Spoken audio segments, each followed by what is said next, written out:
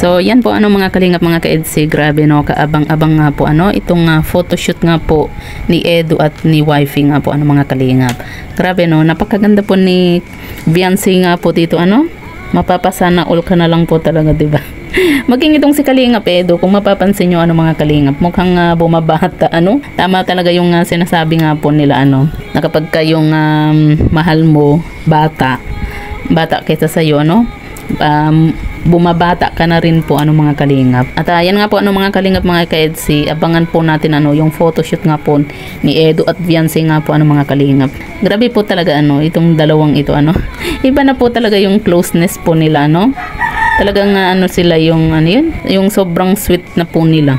Saka talagang hindi po nakakasawa ang beauty po ni Viancy sa totoo. Kahit saang anggulo mo siya tingnan ano, napakaganda po ni wifey.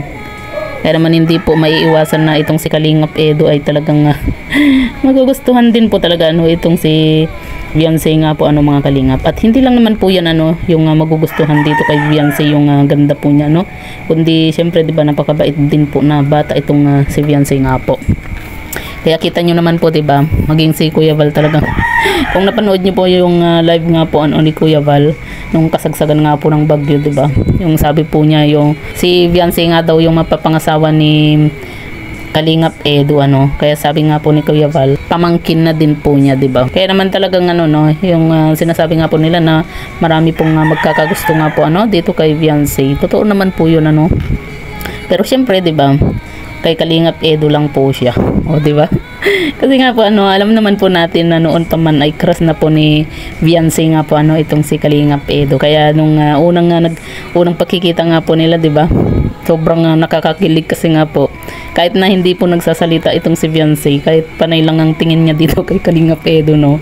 Yung bang ano, yung sobrang nakakakilig na ano. Kaya dun po talagang pinagpartner po ni Kalingap Rob itong si Edu at Viancy nga po ano, kasi nakitaan po ni Kalingap Rob nga po ng kumbaga yung talagang meron silang chemistry nga po ano.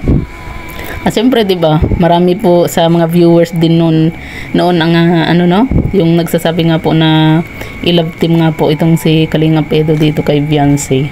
At kita naman po natin silang dalawa ngayon ano mga kalingap. Sobrang ano no, kumbaga bagay na bagay po silang dalawa.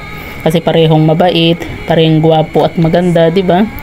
Halos pareho po sila ng ugali nga po ano. Kasi itong si Kalingap Edu, talagang masasabi po natin na talagang ano siya sa pagtulong din po ano. Ganun din po itong si Viancy nga po 'di ba. Kumbaga yung puso nasa pagcha-charity din po yung puso po ni Viancy. Kaya talagang marami po silang pagkakapareho at talagang bagay na bagay nga po silang dalawa 'di ba.